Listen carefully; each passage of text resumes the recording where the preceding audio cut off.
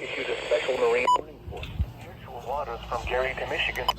Open waters from Wilmette Harbor to Michigan City out to mid-lake until 9:45 p.m.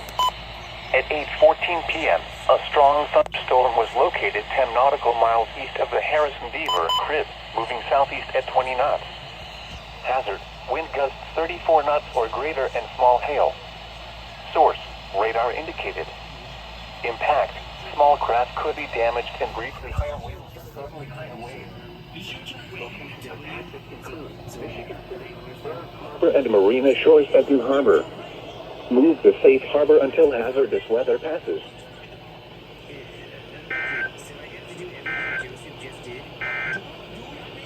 Here is